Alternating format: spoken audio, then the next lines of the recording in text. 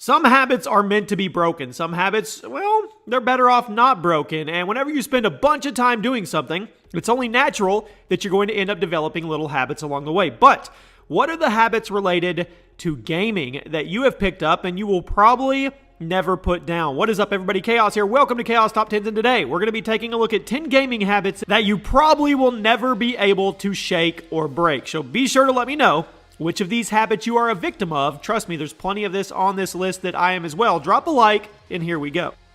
Starting things off is talking out loud to characters, to people that aren't really there. That's right, a very common one that often accompanies players getting frustrated or confused with a character doing something stupid. We've all been in that situation where an NPC character does something really dumb, or maybe an enemy does something really stupid, and we still fall for it, and we die, which leads us to, we exclaim our frustration with the occurrences despite our words having no real effect on anything. Video games put us in a pretty unique scenario that we would never we wouldn't experience this in the real world, and I guess that's what causes us to act so irrationally and try to reason with computers that will never actually hear us, at least not yet. But when AI gets to a certain point and they become self-thinking and Skynet takes over, well, that's a different story.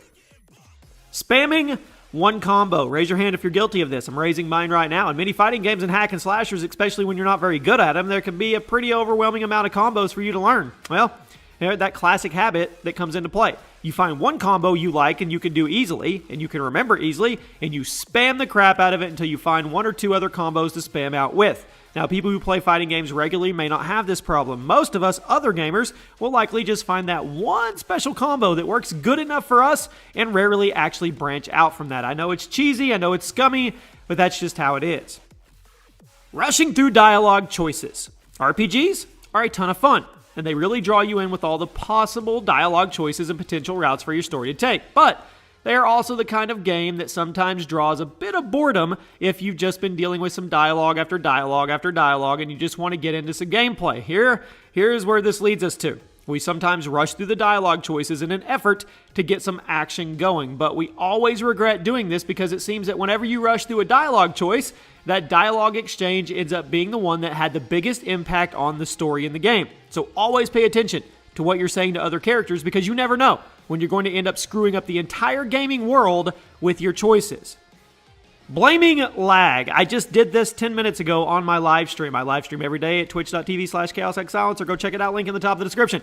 Lag is a super frustrating component of pretty much any online game, and since multiplayer games are getting more and more popular by the day, it is kind of surprising that we still have AAA games that come out laggy. I mean, they are. They really are. But even if there's no lag to be seen and the connection is picture perfect, you're still going to have those moments where you would rather blame lag than an actual mistake or your shortcomings yourself. And look, I know lag is legitimate. It's a problem. But come on, you can't always die to lag, can you? Eventually, you're going to have to admit you screwed up and lost the game because of it.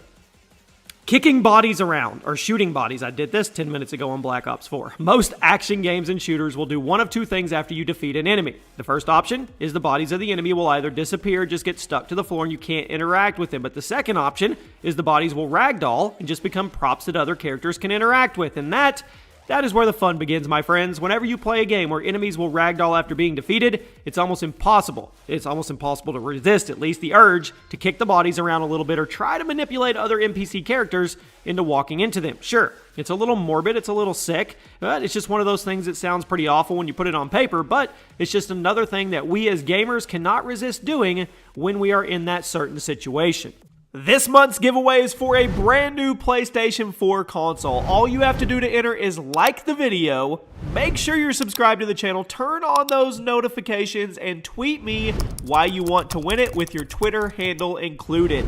Cracking into the top 5, and I'm starting to see that most of these habits I am guilty of. Mashing buttons during cutscenes. I think we can all agree that unskippable cutscenes are a bit of a drag when it comes to the pace of a story in a game, right? They get the point across and they flesh out the world, but then there's no option to skip them, or when we just can't skip them yet because the next level is loading, it's pretty common. The gamers will get impatient and desperately start mashing buttons in hope to get this secret button code to get to the next gameplay segment a little faster, even though it doesn't exist. And sure, some games have great stories that you do care about and you're invested in. When you're replaying a game, though, you already know what happens, or perhaps you're going for a little speed run. It can be pretty annoying when the characters are getting all dramatic with each other, and you already know what they're going to say, you know the outcome, and you just want to get back into the actual gameplay. So, you take your fingers, and you try to find these amazing secret codes that you just mash the buttons.